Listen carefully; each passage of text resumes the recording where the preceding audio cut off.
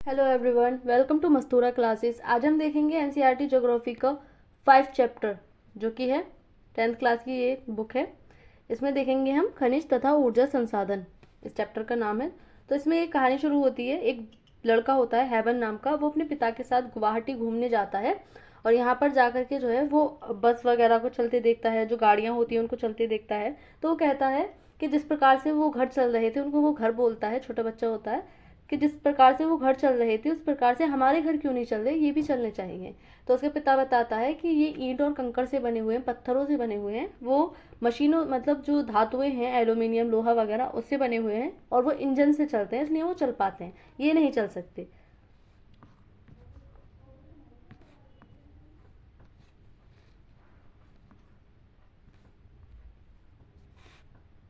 तो यहाँ से हमारा चैप्टर शुरू होता है। हम अपनी रोजमर्रा की जिंदगी में धातु से बनी विभिन्न वस्तुओं का प्रयोग करते हैं। हम देखते हैं अपनी डेली लाइफ में कि अलग अलग धातुओं का हम उपयोग करते हैं, उनसे जो वस्तुएं बनी होती हैं। क्या आप अपने घर में प्रयोग किए जाने वाली धातु से बनी चीज़ों की सूची बना सकते हैं? तो बिल्कुल बना सकते हैं। हम दुनिया भर की चीज़ें इसमें देखते हैं। लैपटॉप हुआ, मोबाइल हुआ, और जो हमारी धातु वाले बर्तन होते हैं, बर्तनों को हम देखते हैं, गेट वगैरह देखते हैं, विंडो देखते हैं, हर चीज़ में हम ज़्यादातर देखते हैं कि धातुओं का उपयोग होता है।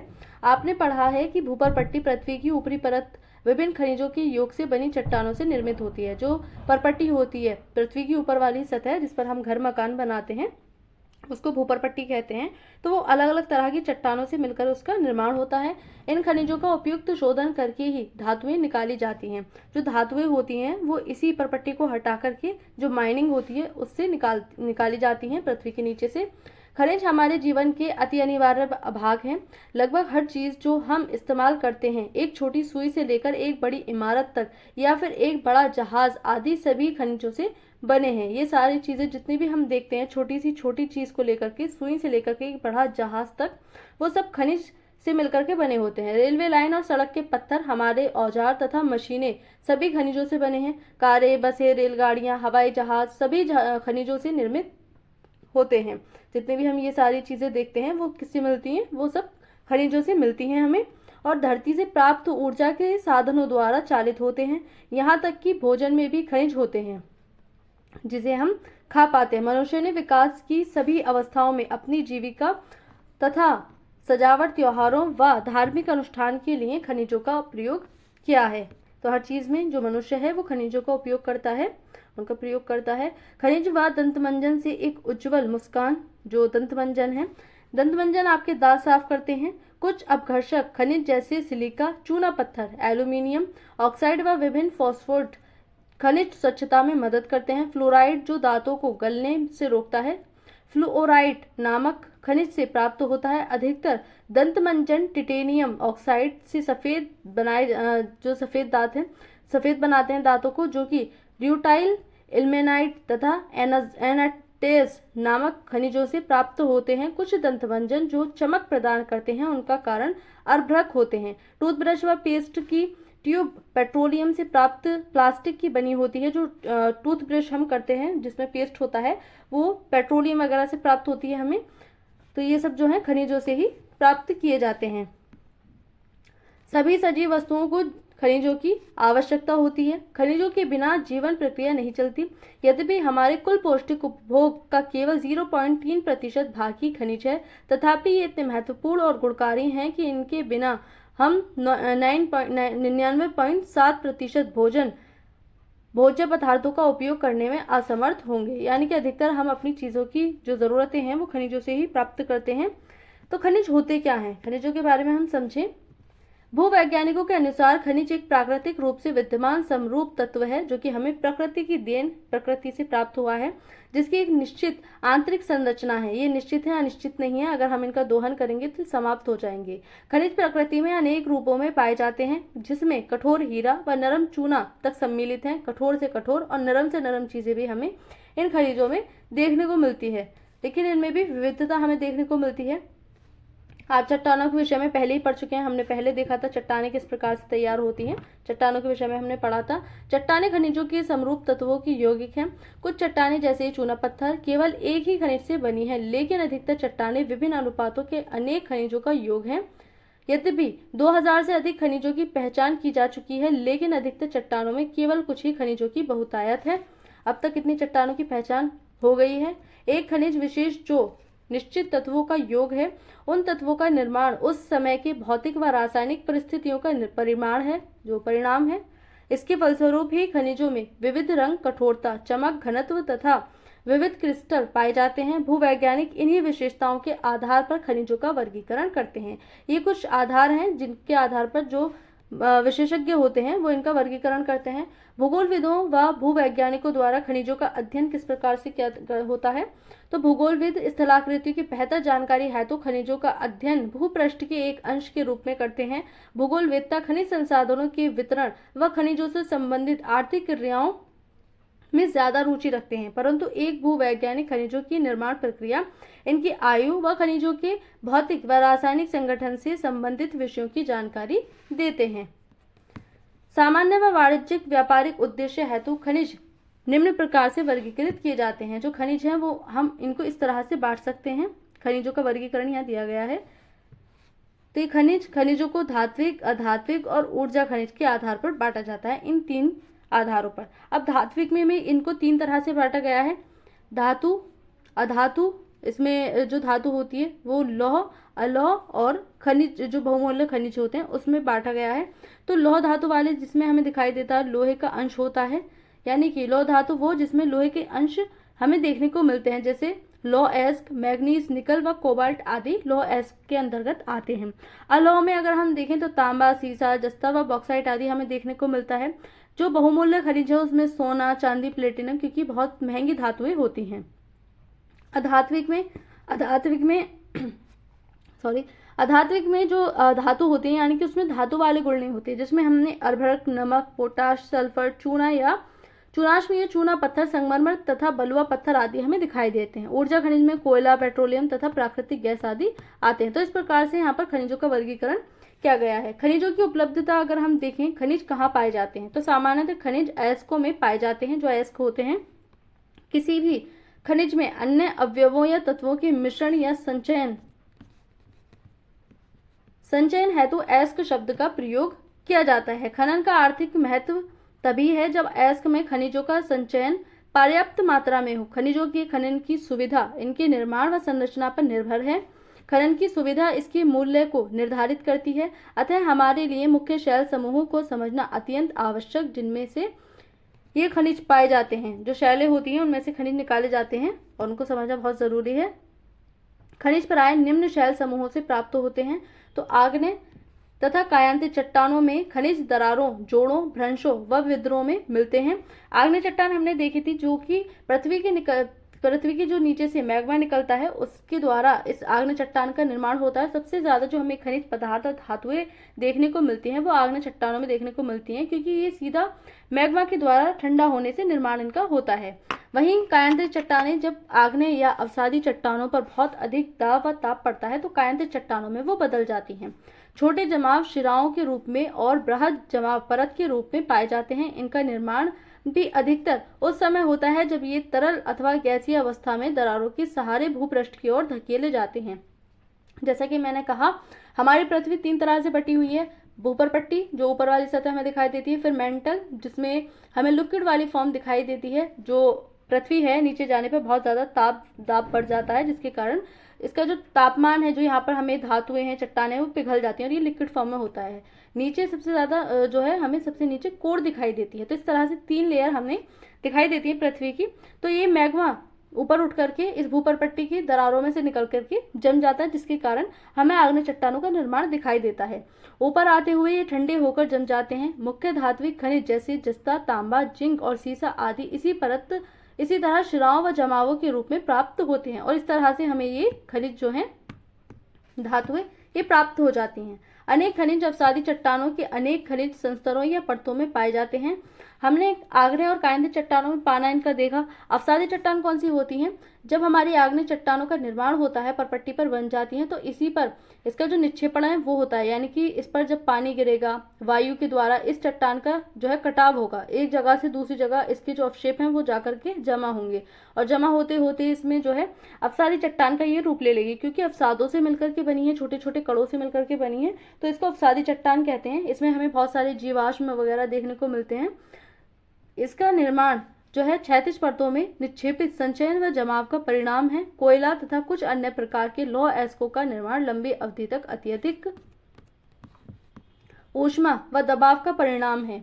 अवसादी चट्टानों में दूसरी श्रेणी के खनिजों में जिप्सम, पोटाश, नमक व सोडियम सम्मिलित है। इनका निर्माण विशेषकर शुष्क प्रदेशों में वाष्पीकरण के फलस्वरूप होता है। तो इस तरह से इनका निर्माण होता है। इनमें हमें जो है खनिज पदार्थ देखने को मिलते हैं। खनिजों के निर्माण की एक अन्य विधि धरातलीय चट्टानों का अपघटन है। चट्टानों के घुलनशील तत्वों के अपरदन के पश्चात अयस्क वाली अवशिष्ट चट्टानें रह जाती हैं। बॉक्साइट का निर्माण इसी प्रकार होता है। जो बॉक्साइट है उसका निर्माण भी ऐसे ही होता है। पहाड़ियों के आधार तथा घाटी तल की रेत में जलोढ़ जमाव के रूप में भी कुछ खनिज पाए जाते हैं। जो घाटी वाली जगह होती है, घाटियों में जो पानी अपने जो नदियां होती है वो अपने साथ कटाव करके लाती हैं चट्टानों का, पर्वतों का, तो उनके तल में भी हमें खनिज प्राप्त होते हैं। ये निक्षेप प्लेसर निक्षेप के नाम से जाने जाते हैं। इनको प्लेसर निक्षेप कहते हैं। इनमें प्राय ऐसे खनिज होते हैं जो जल द्वारा घर्षित नहीं होते। इन खनिजों में सोना, चांदी, टिन व प्लेटिनम प्रमुख होते हैं। ये खनिज हमें इनमें देखने को मिलते हैं। महासागरीय जल में भी विशाल मात्रा में खनिज पाए जाते हैं, लेकिन इनमें से अधिकांश के व्यापक रूप से विस्तृत होने के कारण इनकी आर्थिक सार्थकता कम है। फिर भी सामान्य नमक, मैग्नीशियम तथा ब्रोमाइन ज्यादातर समुद्री जल से ही प्रग्रहित होते हैं। महासागरीय तली भी जो मैग्नीज ग्रंथिकाओं में धनी है। इस तरह से जो महासागरीय तल है उनमें भी हमें देखने को मिलते हैं। यहाँ पर रेड होल बताया गया है। रेड होल होता क्या है? तो एक खनन के द्वारा इस तरह से खनन में हमें देखने को मिलता है। तो क्या आप जानते हैं कि भारत में अधिकांश खनिज राष्ट्रीयकृत हैं और इनका जो निष्कर्षण सरकारी अनुमति के पश्चात ही संभव है। जो खनन होता है वो सरकार की अनुमति के बाद ही देखने को मिलता है हमें। किंतु उत्तर पूर्वी भारत के अधिकांश जनजातीय क्षेत्रों में खनिजों का स्वामित्व व्यक्तिगत व समुदाय को प्राप्त है। जो हमें उत्तर पूर्वी वाला भारत दिखाई देता है, यहाँ के क्षेत्रों में हमें दिखता है कि व्यक्तिगत या सामुदायिक के द्वारा जो है खनन की प्रक्रिया होती है, न कि सरकार के द्वारा। मेघालय में कोयला, लौह अयस्क, चूना पत्थर व डोलोमाइट के विशाल निक्षेप पाए जाते हैं। जोवाई व चेरापूंजी में कोयले का खनन परिवार के सदस्य द्वारा एक लंबी संकीर्ण सुरंग के रूप में किया जाता है, जिसे रेड होल खनन कहते हैं। नेशनल ग्रीन ट्रिब्यूनल ने इन क्रियाकलापों को अवैध घोषित किया है, यानी कि इसको इलीगल बताया गया है, और सलाह दी है कि इसे तुरंत रोक दिया जाना चाहिए। इस तरह की जो माइनिंग है वो नहीं होनी चाहिए। भारत अच्छे और विविध प्रकार के खनिज संसाधनों में जो है सौभाग्यशाली है, यद्यपि इनका वितरण असमान है। मोटे तौर पर प्रायद्वीपीय चट्टानों में कोयले, धात्विक खनिज, अर्धरक व अन्य अनेक अधात्विक खनिजों के अधिकांश भंडार संचित हैं। प्रायद्वीप के पश्चिमी और पूर्वी पार्श्वों पर गुजरात और असम की तलछटी चट्टानों में अधिकांश खनिज तेल निक्षेप पाए जाते हैं। प्रायद्वीपीय शैल क्रम के साथ राजस्थान में अनेक अलोह खनिज पाए जाते हैं। उत्तरी भारत के विस्तृत जलोढ़ मैदान आर्थिक महत्व के खनिजों के लगभग विहीन हैं। ये विभिन्नताएं खनिजों की रचना में अंतर्ग्रस्त भूगर्भिक संरचना, प्रक्रियाओं और समय के कारण होती हैं। अब हम भारत में कुछ प्रमुख खनिजों के वितरण का अध्ययन करें, मतलब हम इनको बांट करके देखेंगे कौन कौन से खनिज कहाँ कहाँ पाए जाते हैं।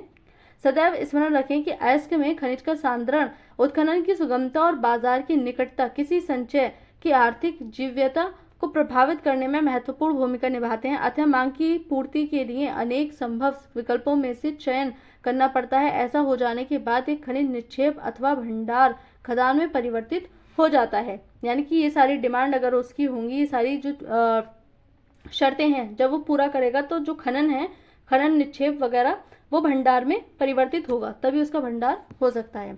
लौह खनिज, सबसे पहले हम लौह खनिज की बात करें तो लौह खनिज धात्विक खनिजों के कुल उत्पादन मूल्य के 3/4 भाग का योगदान करते हैं। ये धातु शोधन उद्योगों के विकास को मजबूत आधार प्रदान करते हैं। भारत अपनी घरेलू मांग को पूरा करने के पश्चात बड़ी मात्रा में धात्विक खनिजों का निर्यात करता है, यानी कि जितना लोहा जो है, लोह खनिज, वो भारत में पहले अपनी पूर्ति डालता है भारत, जितना भी यहाँ से प्राप्त होता है कि जिस जिस काम में लगना है उसमें हो जाए, उसके बाद में जितना बचता है उसका निर्यात कर देता है दूसरे देशों में। लौह अयस्क आयरन और लौह अयस्क एक आधारभूत खनिज है तथा औद्योगिक विकास की रीढ़ है। भारत में लौह अयस्क के विपुल संसाधन विद्यमान हैं। भारत उच्च कोटि के लौहांश युक्त लौह अयस्क में धनी है। मैग्नेटाइट सर्वोत्तम प्रकार का लौह अयस्क है जिसमें 70% लौहांश पाया जाता है। इसमें सर्वश्रेष्ठ चुंबकीय गुण होते हैं जो विद्युत उद्योगों में विशेष रूप से उपयोगी हैं। हेमेटाइट सर्वाधिक महत्वपूर्ण औद्योगिक लौह अयस्क है जिसका अधिकतम मात्रा में उपभोग हुआ है, किंतु इसमें लौहांश की मात्रा मैग्नेटाइट की अपेक्षा थोड़ी सी कम होती है। इसमें लौहांश 50 से 60% कम पाया जाता है। वर्ष 1819 में लौह अयस्क का लगभग समस्त उत्पादन 97% ओडिशा, छत्तीसगढ़, कर्नाटक और झारखंड से प्राप्त हुआ। शेष उत्पादन 3% अन्य राज्यों में हुआ था। अधिकतर जो लौह अयस्क की प्राप्ति हुई थी वो इन राज्यों से हमें देखने को मिली थी और यहीं पर हमें जो माइनिंग वगैरह है वो अधिकतर देखने को मिलती है। तो कन्नड़ भाषा में कुदरे शब्द का अर्थ घोड़ा। कर्नाटक के पश्चिमी घाट की सबसे ऊंची चोटी घोड़े के मुख से मिलती जुलती है। बेलाडिला की पहाड़ियां बैल के डील हम्प से मिलती जुलती हैं, जिसके कारण इसका नाम पड़ गया है। इन पहाड़ियों किसी नाम से जाना जाता है। तो ये है लौह अयस्क खदान। इस तरह से यहाँ से लौह अयस्क निकाला जाता है। भारत में लौह अयस्क की पेटियां ओडिशा, झारखंड पेटी। ओडिशा में उच्च कोटि की हेमेटाइट किस्म का लौह अयस्क मयूरभंज व केंदुझर जिलों में बादाम पहाड़ खदानों से निकाला जाता है। इसी से सन्निध झारखंड के सिंहभूम जिले में गुआ तथा नोआमुंडी से हेमेटाइट अयस्क का खनन किया जाता है। दुर्ग, बस्तर, चंद्रपुर पेटी देखें, ये अलग अलग पेटी बनी हुई है जहां पर जो है इनको पेटी की फॉर्म में रख दिया गया है कि यहाँ अधिकतर ये जो खनन है वो देखने को मिलता है जो लौह अयस्क है। यह पेटी महाराष्ट्र व छत्तीसगढ़ राज्यों के अंतर्गत पाई जाती है। छत्तीसगढ़ के बस्तर जिले में बैराडिला पहाड़ी श्रृंखलाओं में अति उत्तम कोटि का हेमेटाइट पाया जाता है, जिसमें इस गुणवत्ता के लौह के 14 जमाव मिलते हैं। इसमें इस्पात बनाने में आवश्यक सर्वश्रेष्ठ भौतिक गुण विद्यमान है। इन खदानों का लौह अयस्क विशाखापट्टनम पत्तन से जापान तथा दक्षिण कोरिया को निर्यात किया जाता है। यहाँ से दूसरे देशों में भी ये निर्यात होता है। बलात्री, चित्रदुर्ग, चिकमंगलुरु, तुमकुरु पेटी। कर्नाटक की इस पेटी में लौह अयस्क की भी बृहत राशि संचित है। कर्नाटक में पश्चिमी घाट में अवस्थित कुद्रेमुख की खानें 100% निर्यात इकाई हैं। कुद्रेमुख निक्षेप संसार के सबसे बड़े निक्षेपों में से एक माने जाते हैं। इसकी गिनती पूरे विश्व में एक मानी जाती है। लौह अयस्क करदम रूप में पाइपलाइन द्वारा मंगलुरु के निकट एक पत्तन पर भेजा जाता है। महाराष्ट्र गोवा पेटी। यह पेटी गोवा तथा महाराष्ट्र राज्य के रत्नागिरी जिले में स्थित है। जहां जहां पेटी पड़ी है उसके नाम पर इसका नाम रख दिया गया है। यद्यपि यहाँ का लोहा उत्तम प्रकार का नहीं है, तथापि इसका दक्षता से दोहन किया जाता है। मारवा गांव पत्तन से इसका निर्यात किया जाता है, वहां पर ये भेजा जाता है। मैग्नीज की अगर हम बात करें तो मैग्नीज मुख्य रूप से इस्पात के विनिर्माण में प्रयोग किया जाता है। 1 टन इस्पात बनाने में लगभग 10 किलोग्राम मैग्नीज की आवश्यकता होती है। इसका उपयोग ब्लीचिंग पाउडर, कीटनाशक दवाएं व पेंट बनाने में किया जाता है। इसका जो उपयोग है इन चीज़ों में होता है। तो यहाँ पर महाराष्ट्र मैग्नीज जो है उत्पादन में राज्यों का अंश दिखाया गया है। 1819 में ये निकाला गया है। तो यहाँ पर अलग अलग राज्यों में कहाँ पर कितना देखने को मिलता है वो बताया गया है। जैसे सबसे ज़्यादा हमें दिखाई दे रहा है मध्य प्रदेश में 33%, महाराष्ट्र में 27%, ओडिशा में 16%, कर्नाटक में 12%, आंध्र प्रदेश में 10% और अन्य जितने भी राज्य हैं उन सबको लगा करके 2% हमें देखने को मिलता है। तो सबसे ज़्यादा हमें मध्य प्रदेश में देखने को मिल रहा है। यहाँ पर महत्वपूर्ण खनिजों को बांटकर बताया गया है भारत में कहाँ कौन से खनिज देखने को मिलते हैं। जैसे कि यहाँ पर लौह अयस्क को दिखाया गया है, तो यहाँ पर हमें देखने को मिल रहा है जो हमें ओडिशा वाला क्षेत्र है यहाँ पर देखने को मिल रहा है। ये हमें देखने को मिल रहा है जो मध्य प्रदेश, छत्तीसगढ़, झारखंड वाला क्षेत्र है, और ये हमें महाराष्ट्र वाले क्षेत्र में देखने को मिल रहा है। तो इस तरह से बांटे हुए हैं। लौह अयस्क खाने यहाँ पर दिखाई गई हैं जो केरल वाला क्षेत्र है, कर्नाटक वाला क्षेत्र है, और ये महाराष्ट्र वाला गोवा यहाँ पर जो है इनको दिखाया गया है। लौह अयस्क निर्यात पत्तन दिखाए गए हैं यहाँ पर। तो इस तरह से जो है पूरे उसको बांट कर दिखाया गया है यहाँ पर। जो अलोह खनिज है, वो हमने लौह खनिज की बात करी, अलोह खनिज है। भारत में अलोह खनिजों की संचित राशि व उत्पादन अधिक संतोषजनक नहीं है। यद्यपि ये खनिज, जिनमें तांबा, बॉक्साइट, सीसा और सोना आते हैं, धातु शोधन, इंजीनियरिंग व विद्युत उद्योगों में महत्वपूर्ण भूमिका निभाते हैं। हम तांबे बॉक्साइट का वितरण कैसे समझें? तो तांबा, भारत में तांबे के भंडार व उत्पादन क्रांतिक रूप से न्यून है। घातवर्धक, तन्य और ताप सुचालक होने के कारण तांबे का उपयोग मुख्यतः बिजली के तार बनाने, इलेक्ट्रॉनिक्स और रसायन उद्योगों में किया जाता है। मध्य प्रदेश की बालाघाट खदानें देश का लगभग 52% तांबा उत्पन्न करती हैं। अधिकतर तांबा मध्य प्रदेश में देखने को मिलता है। झारखंड का सिंहभूम जिला भी तांबे का मुख्य उत्पादक है। राजस्थान की खेतड़ी खदानें भी तांबे के लिए प्रसिद्ध थी। तो यहाँ पर राजस्थान की खेतड़ी खदानें भी इसके लिए प्रसिद्ध मानी गई थी। अब शायद नहीं होता वहां पर इतना। मालखंड में तांबा खदानें इस तरह से जो है तांबे की खदानें हमें देखने को मिल रही हैं। यहाँ से तांबा निकाला जाता है। बॉक्साइट की बात करें तो यद्यपि अनेक अयस्कों में एल्यूमिनियम पाया जाता है, परंतु सबसे अधिक एल्यूमिना किले जैसे दिखने वाले पदार्थ बॉक्साइट से ही प्राप्त किया जाता है। जो एल्यूमिनियम है वो बॉक्साइट से मिलता है। बॉक्साइट निक्षेपों की रचना एल्यूमिनियम सिलिकेटों से समृद्ध व्यापक भिन्नता वाली चट्टानों के विघटन से होती है। एल्यूमिनियम एक महत्वपूर्ण धातु है क्योंकि यह लोहे जैसी शक्ति के साथ साथ अत्यधिक हल्का एवं सुचालक भी होता है। इसमें अत्यधिक घातवर्धकता भी पाई जाती है। यहाँ पर बॉक्साइट उत्पादन में राज्यों का अंश दिखाया गया है। 18-19 का है ये भी।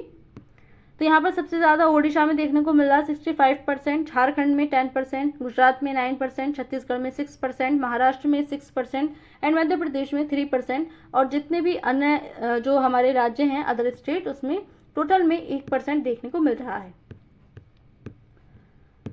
यहाँ पर बॉक्साइट खदान दिखाई गई है। इस तरह से बॉक्साइट को निकाला जाता है। अलग अलग खदानें होती हैं। ये काफी लंबी प्रोसेस होती है इनको निकालने की भी। भारत में बॉक्साइट की निक्षेप मुख्यतः अमरकंटक पठार, मैकाल पहाड़ियों तथा बिलासपुर कटनी के पठारी प्रदेश में पाए जाते हैं। ओडिशा भारत का सबसे बड़ा बॉक्साइट उत्पादक राज्य है, जैसे कि अभी हमने उस चार्ट में देखा। यहाँ कोरापुट जिले में पंचपतमाली निक्षेप राज्य के सबसे महत्वपूर्ण बॉक्साइट निक्षेप है। यहाँ पर एक रोचक तथ्य बताया गया है। एल्यूमिनियम की खोज के बाद सम्राट नेपोलियन तृतीय अपने कपड़ों पर एल्यूमिनियम से बने हुक व बटन पहनता था। उस टाइम पर एल्यूमिनियम इतना इंपॉर्टेंट था कि राजा महाराजा उनका उपयोग करते थे, जबकि आम जनता सोने और चांदी का उपयोग करती थी। तो इसमें खास मेहमानों को एल्यूमिनियम से बने बर्तनों में भोजन कराया जाता था। जो वीआईपी लोग होते हैं ना, उनको एल्यूमिनियम में खाना खिलाया जा रहा है, एल्यूमिनियम के बर्तन में। और जो आम मेहमान होते थे ऐसी नॉर्मल वाले, उनको सोने व चांदी के बर्तनों में भोजन परोसा जाता था। इस घटना के 30 वर्ष बाद पेरिस में भिखारियों के पास एल्यूमिनियम के बर्तन एक आम बात हो गई थी। और आज के टाइम में हम देखते हैं एल्यूमिनियम इतना महत्वपूर्ण नहीं है जितना कि सोना और चांदी। अधात्विक खनिजों की हम बात करें, अभी तक हमने धात्विक खनिज देखे जिनमें धातु के अंश हमें दिखाई दे रहे थे। अब हम अधात्विक बात करते हैं तो अर्भक एक ऐसा खनिज है जो प्लेटों तथा अथवा पतरण क्रम में पाया जाता है। इसका चादरों में विपाटन आसानी से हो सकता है। ये परतें इतनी महीन हो सकती हैं कि इसकी 1000 परतें कुछ सेंटीमीटर ऊंचाई में समाहित हो सकती हैं, यानी कि इसको पीट पीट करके जो है इतना पतला कर सकते हैं। अर्भक पारदर्शी काले, हरे, लाल, पीले अथवा भूरे रंग का हो सकता है। इतनी कलर में ही मिलता है। इसकी सर्वोच्च परावैद्युत शक्ति, ऊर्जा ह्रास का निम्न गुणांक, विंस वाहन के गुणों और उच्च वोल्टेज की प्रतिरोधिता के कारण अर्भक विद्युत व इलेक्ट्रॉन उद्योगों में प्रयुक्त होने वाला अपरिहार्य खनिजों में से एक है। अर्भक के निक्षेप छोटा नागपुर पठार के उत्तरी पठारी किनारों पर पाए जाते हैं। बिहार, झारखंड की कोडरमा, गया, हजारीबाग पेटी अग्रणी उत्पादक है। यहाँ पर सबसे ज्यादा हमें देखने को मिलता है इसका उत्पादन। राजस्थान के मुख्य अर्भक उत्पादक क्षेत्र अजमेर के आसपास हैं। आंध्र प्रदेश की नेल्लोर अर्भक पेटी भी देश की महत्वपूर्ण उत्पादक पेटी है। चट्टानी खनिज अगर हम देखें, चूना पत्थर, लाइमस्टोन जिसको बोलते हैं, तो चूना पत्थर कैल्शियम या कैल्शियम कार्बोनेट तथा मैग्नीशियम कार्बोनेट में बनी चट्टानों में पाया जाता है। यह अधिकांश अवसादी चट्टानों में पाया जाता है। जो अवसादी चट्टानों का अभी मैंने बात की थी, आग्नेय चट्टानों के ऊपर निक्षेपण होने के कारण जो है इन अवसादी चट्टानों का निर्माण होता है। चूना पत्थर सीमेंट उद्योग का एक आधारभूत कच्चा माल होता है। लौह प्रगलन की भट्टियों के लिए यह अनिवार्य होता है। तो यहाँ पर चूना पत्थर उत्पादन में राज्यों का अंश दिखाया गया है। ये भी 18-19 की रिपोर्ट की है। सबसे ज्यादा हमें राजस्थान दिखाई दे रहा है 22%, आंध्र प्रदेश 30%, मध्य प्रदेश 30%, छत्तीसगढ़ 11%, कर्नाटक 10%, तेलंगाना 7%, गुजरात 6%, तमिलनाडु 5%, जो है महाराष्ट्र 4% एंड अन्य जितने भी अदर स्टेट हैं उन सबको मिलाकर के टोटल 9% हमें देखने को मिल रहा है। खनन को घातक उद्योग किलर इंडस्ट्री बनने से रोकने के लिए दृढ़ सुरक्षा विनियमन और पर्यावरणीय कानूनों का क्रियान्वयन अनिवार्य है। जो हमारी इंडस्ट्री होती है खनन की, उससे काफ़ी ज़्यादा नुकसान होता है, तो उनको रोकना भी बहुत ज़रूरी है। खनन के जोखिम या खतरे किस तरह से हो सकते हैं? क्या आपने कभी खनिकों द्वारा आपके जीवन को सुविधाजनक बनाने के लिए किए गए प्रयासों के बारे में सोचा है? आप कभी सोचते हैं कि जो माइनिंग करते हैं उनका जीवन किस प्रकार का होता होगा?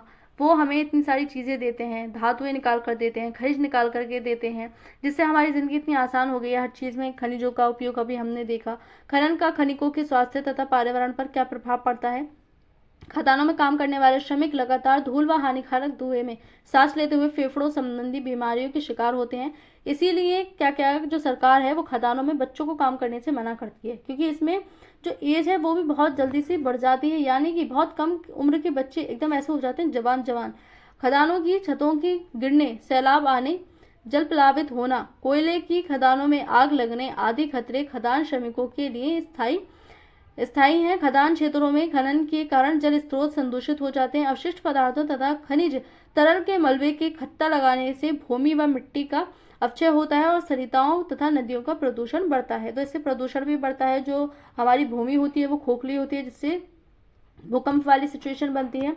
और जो इसमें काम करते हैं खदानों में, उनका तो लगातार डर बना रहता है। हम कई बार न्यूज़ में लगातार देखते रहते हैं कि इतने श्रमिक फंसे हुए। अभी कुछ टाइम पहले जो था उत्तराखंड में 40 के समथिंग माइनिंग जो वो थी सुरंग, उसमें फंस गए थे बहुत सारे वर्कर्स, तो उनकी जान माल का काफ़ी ज़्यादा हानि उसमें रहती है। तो ये रिपोर्ट्स आई हैं न्यूज़पेपर्स की। खनिजों का संरक्षण किस प्रकार से किया जा सकता है? क्योंकि खनिजों का हम कई बार बहुत ज़्यादा दोहन भी होते हुए देखते हैं। जो कंपनियां होती हैं वो अपने यूज़ के लिए बहुत ज़्यादा दोहन करती हैं इनका। तो हम सभी को उद्योग और कृषि की खनिज निक्षेपों और उनसे विनिर्मित पदार्थों पर भारी निर्भरता सुनिश्चित है। खनन योग्य निक्षेप की कुल राशि असार्थक अंश है, अर्थात भू प्रॉपर्टी 1% खनिज जिन खनिज संसाधनों के निर्माण व सांद्रण में लाखों वर्ष लगे हैं, हम उनका शीघ्रता से उपभोग कर रहे हैं। खनिज निर्माण की भूगर्भिक प्रक्रियाएं इतनी धीमी हैं कि उनके वर्तमान उपभोग की दर की तुलना में उनके पुनर्भरण की दर अपरिमित रूप से थोड़ी है। इसलिए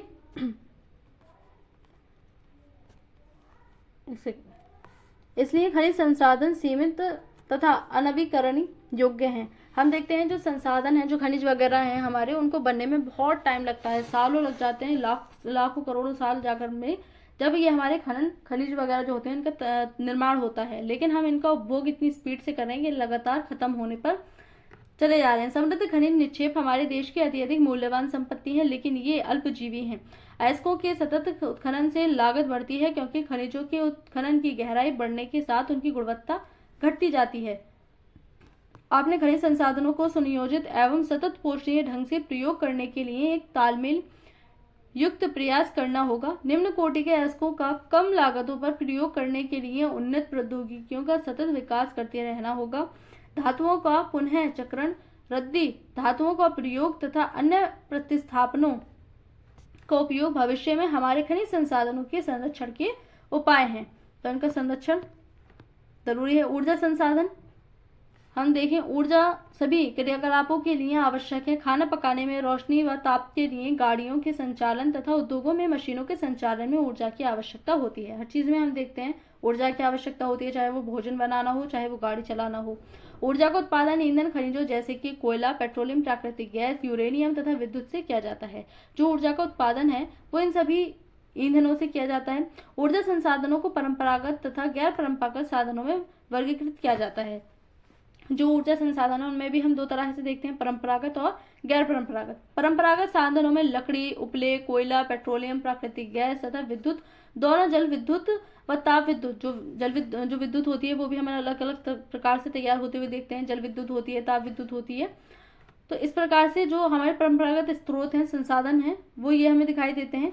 सम्मिलित है गैर परंपरागत जो संसाधन है उनमें साधनों में सौर, पवन, ज्वारीय, भूतापीय, बायोगैस तथा परमाणु ऊर्जा शामिल किए जाते हैं। ग्रामीण भारत में लकड़ी व उपले बहुतायत में प्रयोग किए जाते हैं। एक अनुमान के अनुसार ग्रामीण घरों में आवश्यक ऊर्जा का 70% से अधिक इन दो साधनों से प्राप्त होता है, लेकिन अब घटते वन क्षेत्र के कारण इनका उपयोग करते रहना कठिन होता जा रहा है। इसकी अतिरिक्त उपलों का उपभोग भी हतोत्साहित किया जा रहा है, क्योंकि इससे सर्वाधिक मूल्यवान खाद्य का उपभोग होता है जिसे कृषि में प्रयोग किया जाता है। कृषि में हम जो खाद है जिससे उपले बनाए जाते हैं, गोबर, उसका उपयोग होता है। परंपरागत ऊर्जा स्रोत के रूप में अगर हम देखें कोयला, सबसे पहले तो भारत में कोयला बहुतायत में पाया जाने वाला जीवाश्म ईंधन है, बड़ी मात्रा में है भारत में। यह देश की ऊर्जा आवश्यकताओं का महत्वपूर्ण भूभाग प्रदान करता है। इसका उपयोग ऊर्जा उत्पादन तथा उद्योगों और घरेलू जरूरतों के लिए ऊर्जा की आपूर्ति के लिए किया जाता है। जो अधिकतम हम अपने यहाँ बिजली का निर्माण होते हुए देखते हैं वो कोयले के द्वारा ही होता है। भारत अपनी वाणिज्यिक ऊर्जा आवश्यकताओं की पूर्ति है तो मुख्यतः कोयले पर निर्भर है, क्योंकि कोयला है भी अच्छी मात्रा में भारत के पास, तो इससे ही ऊर्जा का उत्पादन करता है। जैसा कि आप पहले से ही जानते हैं कि कोयले का निर्माण पादप पदार्थों के लाखों वर्षों तक संपीड़न से हुआ है। इसीलिए संपीड़न की मात्रा, गहराई और दबने के समय के आधार पर कोयला अनेक रूपों में पाया जाता है। जो कोयला है उसकी भी अलग अलग जो है किस्में हमें दिखाई देती हैं। दलदलों में क्षय होते पादप होते, जो पीट उत्पन्न होता है। पीट एक प्रकार का कोयला ही है जिसमें कम कार्बन, नमी की उच्च मात्रा व निम्न ताप क्षमता होती है। लिग्नाइट एक निम्न कोटि का भूरा कोयला है। यह मुलायम होने के साथ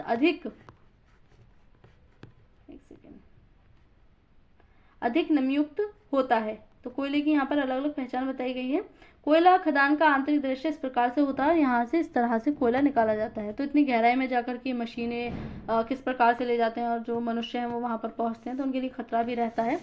परंपरागत ऊर्जा स्रोत यहाँ पर दिखाया गया है। यहाँ पर कोयले की जगह दिखाई गई है इस तरह से। कोयले खाने जो हैं यहाँ पर दिखाई गई हैं, सिंगरेनी, तलचर, कोरबा, अलग अलग क्षेत्र। तेल क्षेत्र यहाँ पर दिखाए गए हैं। तो ये अलग अलग क्षेत्र हमें देखने को इस तरह से मिलते हैं। तो लिग्नाइट के प्रमुख भंडार तमिलनाडु के नेवेली में मिलते हैं और विद्युत उत्पादन में प्रयोग किए जाते हैं। गहराई में दबे तथा अधिक तापमान से प्रभावित कोयले को बिटुमिनस कोयला कहा जाता है। वाणिज्यिक प्रयोग में यह सर्वाधिक लोकप्रिय है। धातु शोधन में उच्च श्रेणी के बिटुमिनस कोयले का प्रयोग किया जाता है। जो धातु शोधन होता है उसमें बिटुमिनस कोयला, जो कि सर्वाधिक उच्च कोटि वाला होता है, इसका प्रयोग करते हैं, जिसका लोहे के प्रगलन में विशेष महत्व है। एंथ्रेसाइट सर्वोत्तम गुण वाला कठोर कोयला होता है।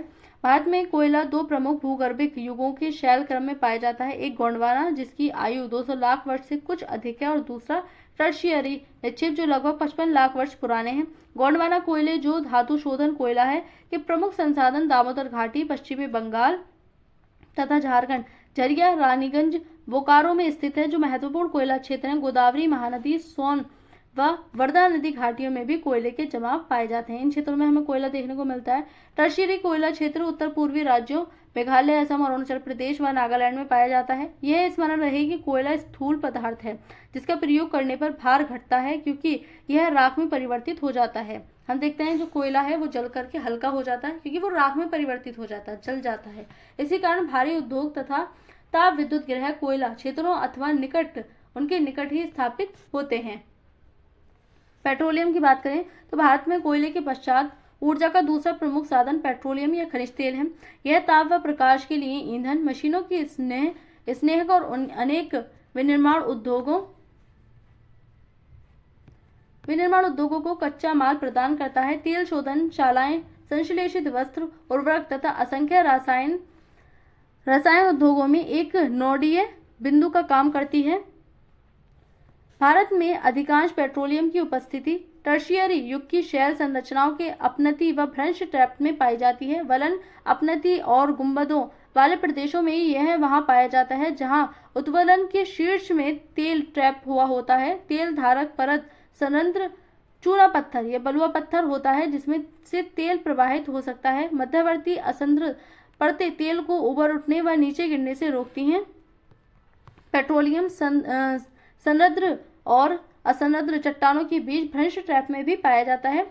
प्राकृतिक गैस हल्की होने के कारण खनिज तेल के ऊपर पाई जाती है। जो प्राकृतिक गैस है वो खनिज तेल के ही ऊपर देखने को मिलती है और यहीं से इसको निकाला जाता है। भारत में मुंबई जो हाई गुजरात और असम प्रमुख पेट्रोलियम उत्पादक क्षेत्र है। यहाँ पर हमें पेट्रोलियम देखने को मिलता है इन क्षेत्रों में। भारत के मानचित्र में 3 प्रमुख अपतटीय क्षेत्र जो है यहाँ पर हम देख सकते हैं। अभी पीछे मैप गया। अंकलेश्वर गुजरात का सबसे महत्वपूर्ण तेल क्षेत्र है, जो गुजरात का है। अंकलेश्वर ये गुजरात में पड़ता है। असम भारत का सबसे पुराना तेल उत्पादक राज्य है। डिगबोई, नहरकटिया और मोरन हुगरीजन इस राज्य के महत्वपूर्ण तेल उत्पादक हैं, जिसमें से डिगबोई हमें सबसे पहले नंबर पर देखने को मिलता है। प्राकृतिक गैस की बात करें तो प्राकृतिक गैस पेट्रोलियम के भंडार के साथ पाई जाती है और जब कच्चे तेल को सतह पर लाया जाता है तो यह मुक्त हो जाती है। इसका उपयोग घरेलू और औद्योगिक ईंधन के रूप में किया जा सकता है।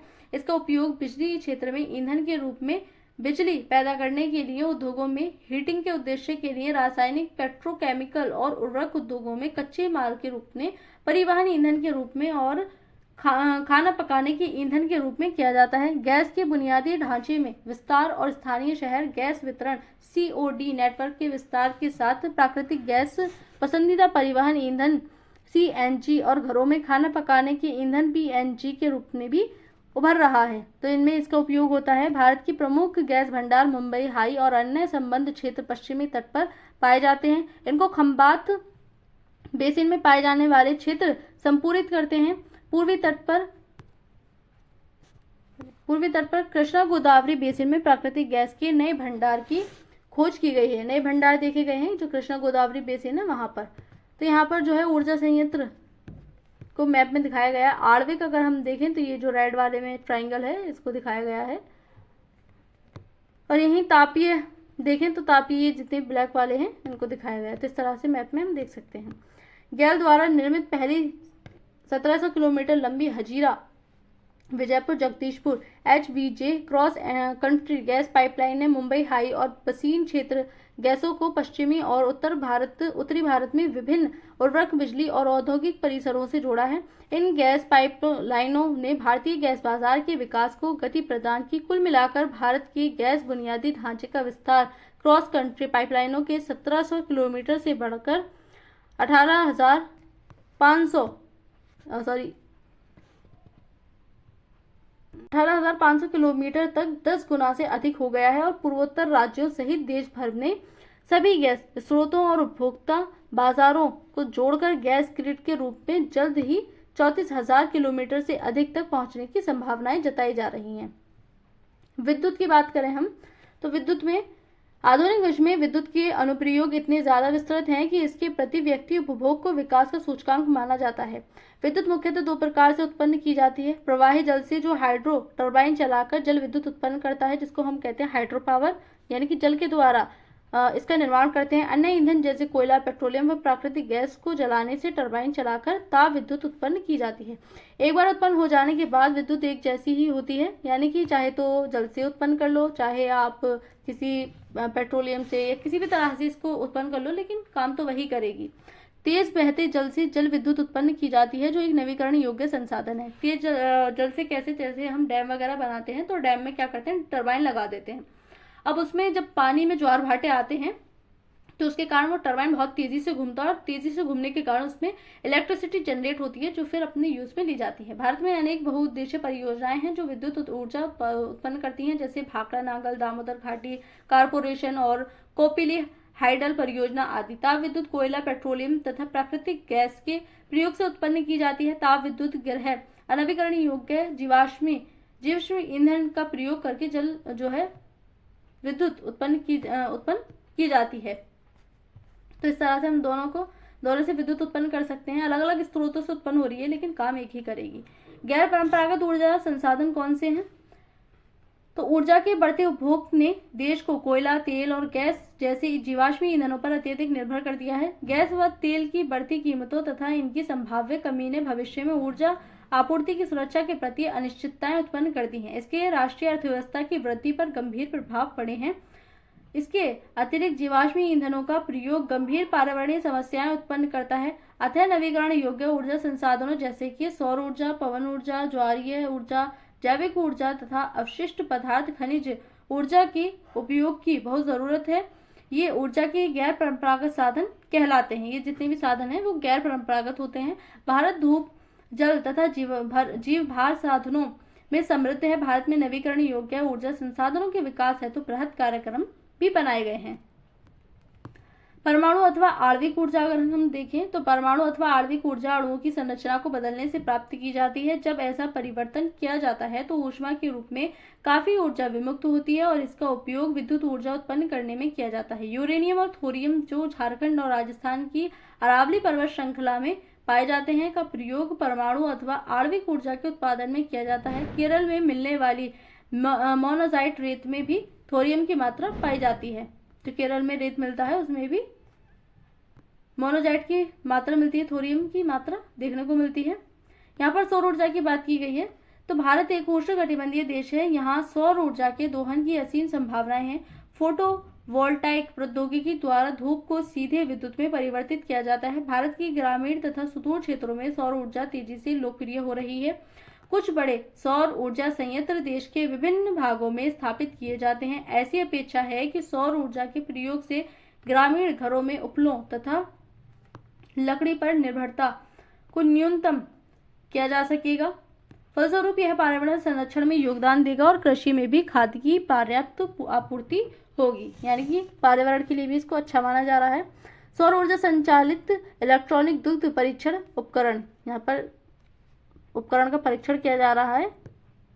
पवन ऊर्जा, भारत में पवन ऊर्जा के उत्पादन की महान संभावनाएं हैं। भारत में पवन ऊर्जा फार्म की विशालतम पेटी तमिलनाडु में नागरकोइल से मदुरई तक अवस्थित है। इसके अतिरिक्त आंध्र प्रदेश, कर्नाटक, गुजरात, केरल, महाराष्ट्र तथा लक्षद्वीप में भी महत्वपूर्ण पवन ऊर्जा फार्म हैं। नागरकोइल और जैसलमेर देश में पवन ऊर्जा के प्रभावी प्रयोग के लिए जाने जाते हैं।